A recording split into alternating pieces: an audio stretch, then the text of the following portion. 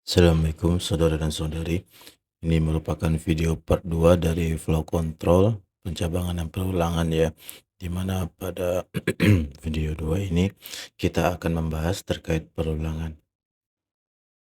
Pada bagian perulangan ini seperti dilihat di layar ya, flowchart yang menggambarkan proses perulangan. Jadi di situ ada bentuk ketupat. Jadi ingat di perulangan juga ada pemilihan pengecekan kondisi ya sebenarnya. Jadi ada sebuah variabel yang kita cek kondisinya. Jika variabel itu bernilai true, maka dia akan mengerjakan program yang ada dalam kurung kurawal perulangan itu, kemudian berulang terus sampai pengecekan kondisinya bernilai false, baru kita keluar dari sistem perulangan. Nah, hati-hati ya, dalam perulangan ini ada istilah yang namanya infinite loop atau perulangan tidak terhenti. Artinya ketika pada proses pembuatan pengecekan kondisi ini itu salah, artinya tidak ada kondisi yang menyebabkan dia bisa keluar dari loopingnya. Makanya kita pastikan sebelum membuat perulangan harus bisa dicapai oleh program ini finishnya akhirnya di mana, seperti itu. Oke, ada 3 bentuk perulangan ya yang ada di flow control perulangan di bahasa pemrograman C. Pertama adalah perulangan yang berbentuk for, kemudian ada kita gunakan while seperti ini. Kemudian adalah perulangan selanjutnya dari bentuk while, jadi do while. Jadi kita lakukan sesuatu dulu, baru dicek apakah pengecekan keputusannya masih sesuai dengan bisa dikerjakan ulang, seperti itu. Kemudian yang terakhir ada perulangan bersarang. Ini bentuk dari ada perulangan dalam perulangan, seperti itu ya. Adapun untuk karakteristik dari flow control perulangan dapat dilihat di layar. Silakan dibaca dulu. Oke, sekarang kita masuk di perulangan for ya. Jadi perulangan for ini bentuknya kurang lebih seperti ada di flowchart di sebelah kanan layar ini. Kita mulai dari start dulu, kemudian kita deklarasikan sebuah variabel yang menjadi variabel counternya. Kemudian ini untuk pengambilan keputusannya. Selama variabel counter ini misalnya kecil dari 10, maka kita akan mengerjakan perintah yang ada di bawah ini, dimana ini adalah print 1 yang merupakan print i ya, yang merupakan variabel counternya. Kemudian tambah-tambah ini, jangan lupa ini untuk memastikan bahwa loopingnya, perulangannya bisa berhenti. Jadi ketika dia selesai mengerjakan satu perulangan, tambah counter i-nya, kemudian kita masuk ke i berikutnya, maka kondisi sekarang i akan bernilai 1. Ulang lagi, print i lagi. Nah, di sini terlihat i-nya tambah-tambah, berarti sekarang i-nya di 2. Ulang lagi, apakah i masih bernilai di bawah 10 ya, maka di print lagi i-nya, kemudian ditambah lagi sampai i-nya angka 9 ya. Baru kita cek, masuk lagi ke perulangan. Di sini kita cek apakah i-nya angka 9, dia masih, berarti kan ketika masih angka 9 dia masih berada di bawah 10 ya. Maka dia akan mengerjakan lagi i seperti ini, perintah dalam ini seperti itu. Sampai ketika i-nya tambah tuh lagi, berarti i-nya 10. Nah, ketika i 10, ketika dia balik ke sini lagi ke pengecekan kondisi, maka i lebih kecil dari 10 akan bernilai false. Ketika false itu looping ini akan berhenti dan program akan selesai. Ini contohnya kalau bentuk codingnya ya. Ada kita ketik statement for,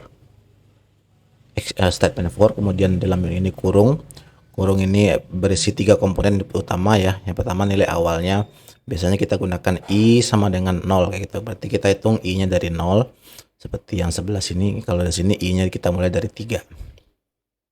Kemudian kondisi yang memungkinkan looping ini untuk berhenti. Pada contoh di sebelah kita lihat i-nya kita setting agar dia berhenti ketika angka i sampai dengan 7. Kemudian sebelahnya baru penambahan atau penurunan. Jadi setiap kali ada looping apa yang ditambah atau apa yang dikurang. Jika kalau di sini kita gunakan i tambah ya, berarti ketika setiap looping dia akan menambah i.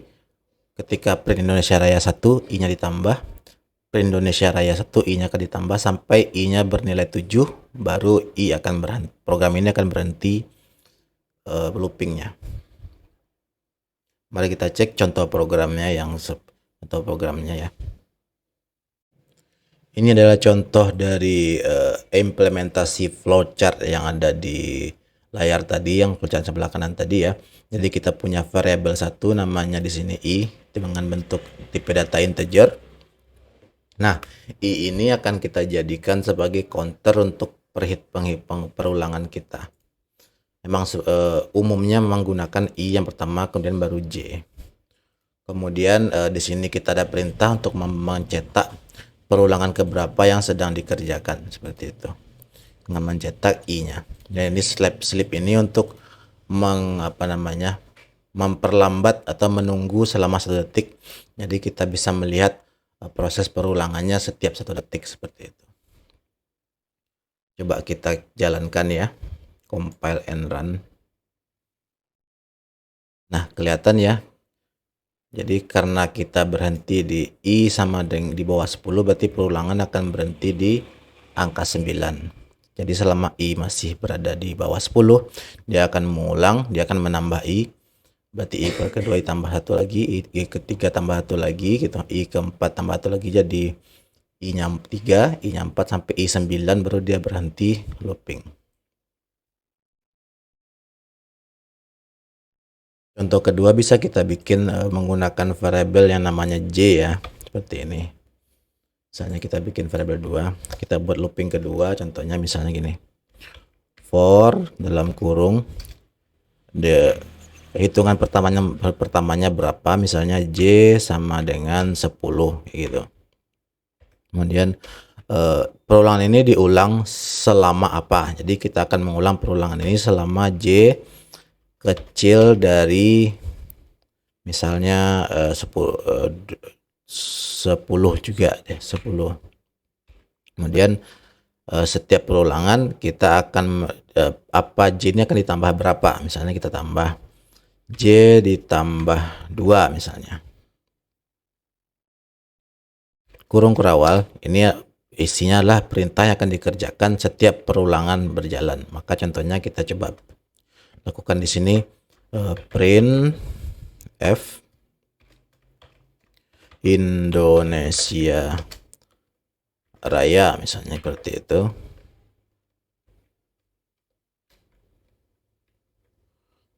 Kemudian kita coba cetak satu lagi isi dari j-nya, print f untuk mengetahui j keberapa dia mengerjakan perulangan ini, misalnya si j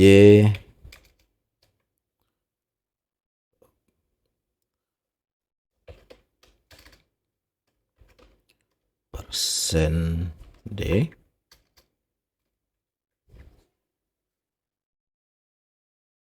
koma,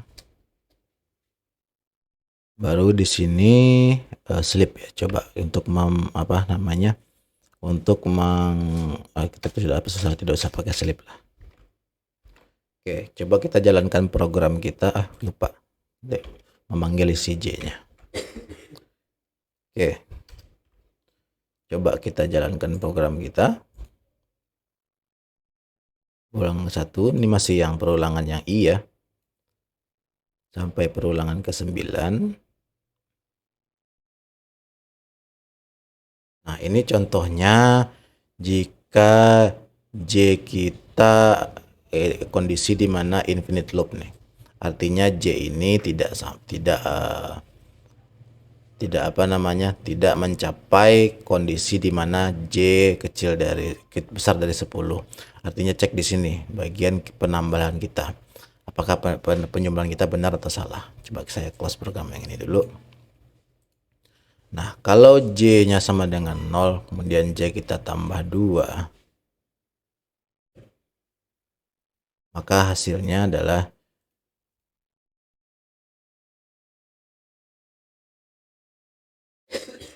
2 selalu karena J-nya 0.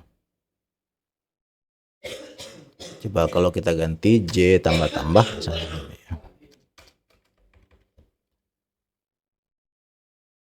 compile and run, coba kita cek.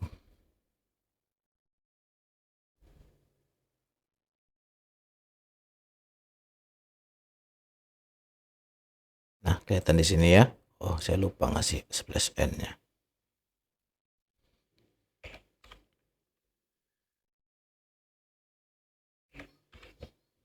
Oke, coba eksekusi lagi.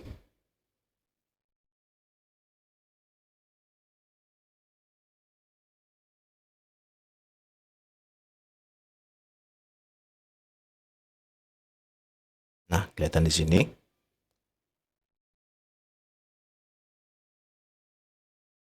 J akan berhenti di pada kondisi dia mencapai angka 10.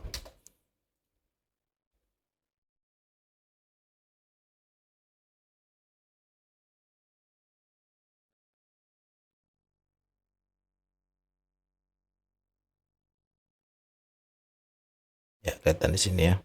Di bawah 10. Oke, berikutnya kita masuk ke bentuk perulangan kedua ya. Jadi namanya perulangan while.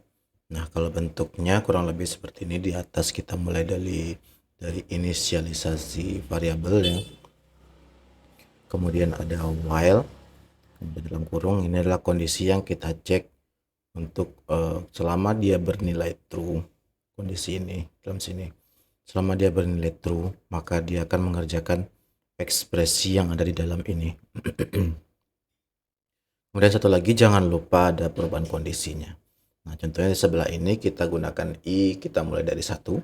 Kemudian while untuk pengecekan kondisinya kita gunakan i kecil atau sama dengan 5. Kita gunakan operator perbandingan ya, logika perbandingan. Nah, selama operator ini mereturn nilai true, nilai 1 ya, maka dia akan mengerjakan yang ini, dimana di sini kita gunakan untuk mencetak isi dari i, yaitu printf. Ini untuk apa, ingat ya, untuk formatnya, dan i panggilan variabelnya, dan i tambah-tambah untuk perubahan kondisinya. Jadi i nya di setiap perulangan akan ditambah, setiap ini dicetak akan i nya ditambah gitu. Mari kita lihat contoh programnya seperti apa. Ini dia contoh programnya. Kita di sini ada 2 variabel ya. Pertama, untuk tidak harus kita menggunakan angka i, kita bisa gunakan misalnya kayak gini. Jadi selama ini bernilai true, jadi ini akan dikerjakan. Nah, ini salah satu kelebihan dari bentuk perulangan yang while ini. Jadi kita bisa atur sendiri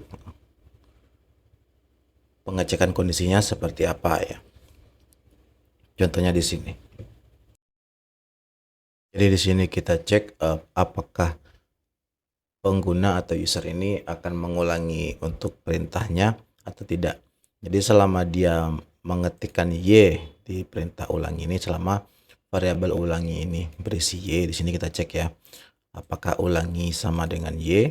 Jika iya, dia akan mereturn variabel, mereturn kondisi true atau bilangan 1, maka ini akan dikerjakan apakah ingin mengulang. Kemudian print jawabannya, kita cek lagi input dari variabel ulangi. Nah, kemudian ini jangan lupa untuk yang namanya tadi kondisi untuk apa namanya, peningkatannya ya, penambahannya, maka di increment counter. Ini untuk menghitung saja sebenarnya. Jadi kalau misalnya kita tidak pakai i, tidak usah pakai ini. Tapi kalau kita pakai i, ingat i-nya harus ditambah untuk menentukan kapan akan berhenti. Contoh kita buat di sini. Pertama kita deklarasikan dulu variabel i, berarti int i sama dengan 0. Inisialisasi variabel. Kemudian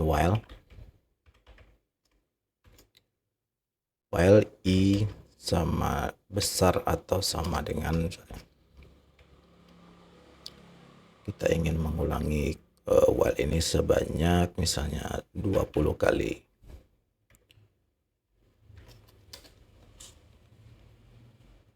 kita ke dalam perintahnya kita coba cetak printf jumlah perulangan sama dengan kayak gitu.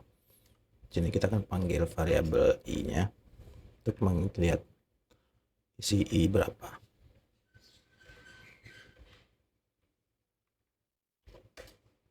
Baru kita jangan lupa untuk penghentiannya seperti apa. Jadi kalau di sini kita penghentiannya adalah kondisi di mana i besar atau sama dengan 20, berarti i tambah ini adalah i tambah 1 ya. Oke, coba kita eksekusi programnya. Compile and run. Nah, ini untuk contoh program yang pertama tadi yang paling atas. Jadi kita tidak menggunakan i, jadi kita menggunakan kondisi yang namanya di sini. Selama ini berisi y, maka ini selama kita menginputkan y di sini dan artinya y sama dengan y, maka dia akan mengulangi perintah yang dalam ini, dalam kurung awal ini. Coba ya, kelihatan ya, ketika y ulang, kita y ulang. Ini bisa terus dilakukan selama y ini ulangi ini berisi y atau user menginputkan y. Coba kita tekan selain y, misalnya g atau z atau apapun itu, dia akan berhenti. Mengulang sebanyak 4 kali katanya kan.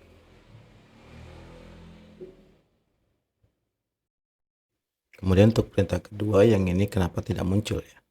Karena cek di sini, pastikan di sini kondisinya yang dicek Madya adalah i harus besar dari 0. Sementara di sini i-nya sama dengan 0, maka tidak akan dikerjakan sama dia. Jadi kalau mau menggunakan perulangan ini, pastikan logika pengecekannya benar. Maka di sini kita harus pakai selama i kecil atau sama dengan 20, maka ini akan dicetak. Contohnya kita coba eksekusi ya. Y.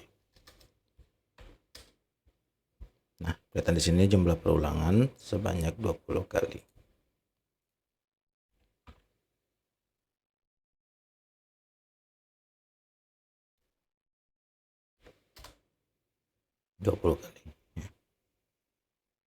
Ini kalau kita menggunakan i, kalau tidak kita bisa menggunakan metode yang di atas ini. Dan berikutnya kita bahas bentuk perulangan ketiga ya, yaitu perulangan do while. Nah, do while ini mirip dengan while yang tadi, tapi kita akan mengerjakan sesuatu dulu di dalam perintah yang ini, dalam kurung awal do ini. Jadi bentuknya seperti ini, inisialisasi, kemudian do, kita kerjakan sesuatu dulu, di mana formatnya seperti ini, pernyataannya akan dijalankan apa, dan perubahan kondisinya, dan baru while-nya, while pengecekan kondisi perulangannya. Contohnya seperti sebelah ini, inisialisasi kita akan gunakan variabel i, kemudian di perintah do, perintahnya akan dikerjakan adalah print isi dari i, kemudian i tambah-tambah, harusnya ini i tambah-tambah ya, baru selama i kecil atau sama dengan 5, maka perintah ini akan dijalankan. Jika i sudah besar, sudah sama dengan 5 atau besar dari 5, maka perintah ini akan berhenti. Ini contoh flowchart-nya ya, bentuknya seperti ini. Nah, kita lihat contoh programnya seperti apa. Ini contoh programnya ya, jadi sama mirip dengan tadi, cuman lokasinya dipindahkan saja. Jadi kalau yang tadi contohnya seperti ini, yang while saja, jadi kita di dalam setelah kita cek kondisinya baru kita jalankan sesuatu. Sementara di do while kita jalankan dulu sesuatu baru kita cek kondisinya. Ini penggunanya tergantung kondisi di lapangan, nanti kita mau pakai yang mana sesuai dengan kebutuhan kita. Ini sama dengan yang tadi, dan kalau kita jalankan contohnya seperti ini.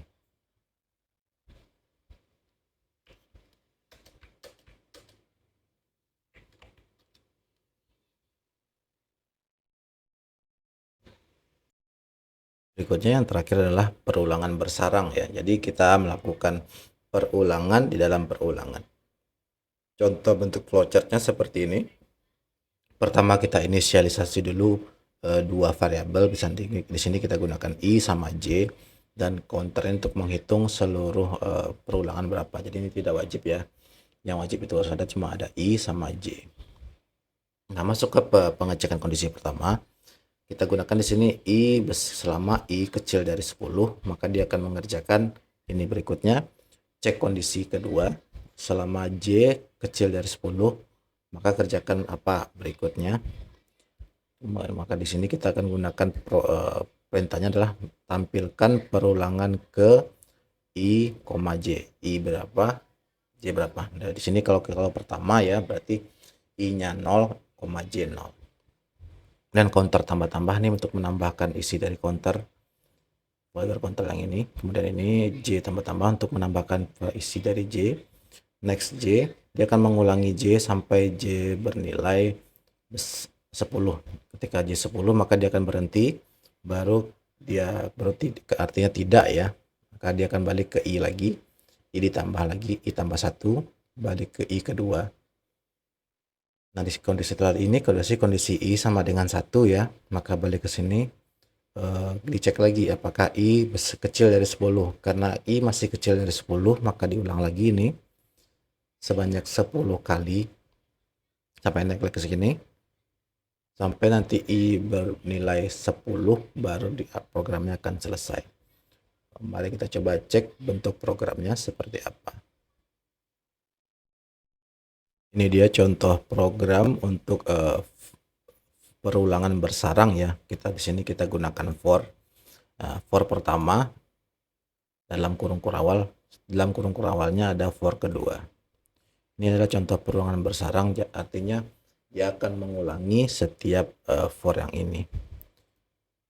Nah, di sini kita coba modifikasi sedikit, misalnya kita mulai j-nya dari 100 kayak gini. Kemudian kita pengen perulangan ini mengulang selama j besar dari 0 misalnya. Dan kondisinya untuk pengecekan perubahan kondisinya adalah j kurang-kurang gitu. Coba kita jalankan programnya, compile and run. Nah, kelihatan di sini ya, i-nya akan berjalan dari angka 0 karena perintahnya adalah i tambah-tambah sampai i ke 9. Betul?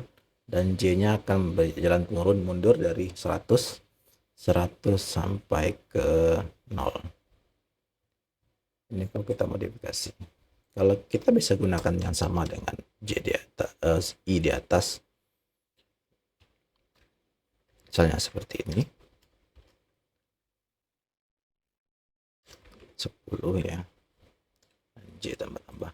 Kalau yang seperti ini berarti dia akan mengerjakan sebanyak 10 kali 10, artinya 100 kali. Karena 10 kali kita akan mengulangi 10 kali dikerjakan di J, dan 10 kali dikerjakan dikali 10 kali yang dikerjakan di I, seperti itu ya. Contohnya kita eksekusi. Kelihatan ya, J-nya akan berhenti di angka 9 dan I juga berhenti di angka 9. Dan jumlah pengulangannya 100. Seperti yang kita perintahkan di sini. Print jumlah perulangan dan counter yang kita gunakan untuk menyimpan jumlah perulangannya.